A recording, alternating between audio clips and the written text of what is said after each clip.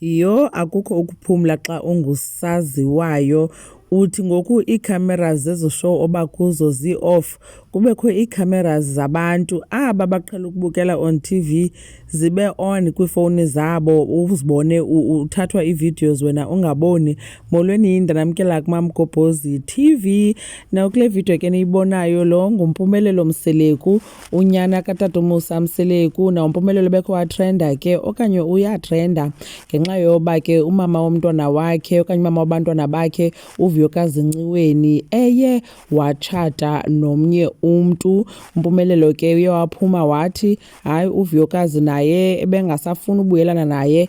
As a matter of fact uVuyokazi ebemcengile uba babuyelane, yanguye owalayo ngenxa yoba uVuyokazi waye waphakamisa isandla kuye. Umpumelelo ke apha kule video nibonayo ubonakala ekwindawo yamayeza. Now niyazi ke abantu abanezinto ezidibene nesithembu kuyathanda ukuthiwa bathwele okanye banenyoka. So umpumelelo njengoba nibona nje nalo mntu ophuma kule ndawo kuye uphethe into ekhangele ngathi kubhijelwe amayeza. Asazi ke noba ke ebeyothini phaa, kuthiwa kule video ebeyothwala inyoka, kungenzeka kubuyifakile into ayinikweyo empokothweni njengoba singamboni ephathe esandleni. Nevideo ke iqale mos noba sephumile engaphandle.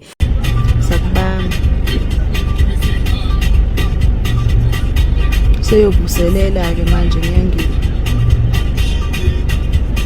ngicobisa izambatho.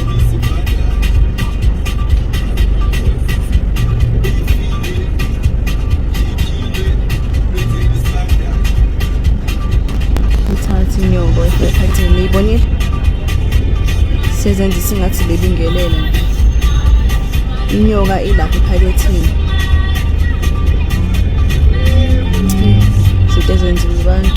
Asiyazi ke yona ibiyelwe ngumpumelelo phaa kulaa ndawo yamayeza, ngoba as far as we know bona kowabo abawasebenzisa amayeza, basebenzisa iziwasho, balayita amakhandlela. Kodwa ke sasivile kumnakwethu abafana bamaZulu bebuza umfana womXhosa uba unayo na into ayisebenzisayo uqinisa okanye umisa isithembu sakhe. Wabesithi umfana akho nto ayisebenzisayo, bathi yho soze kaloku funeka ube nayo into oyisebenzisayo. So mhlawumbi kumpumelelo naye ke kuba esithi ngoku uyaqhubekeka uyablobola amantombazana, mhlawumbi ke uyofuna into yoqinisa okanye ufake nje le video kuba efuna utrenda, efuna sizothi nanku uyathwala wara ngoba le video ke ifakwe nguye. Khanike nitsho ke nina banicinga ntoni ngayo yonke le nto kampostile umpumelelo Mseleku.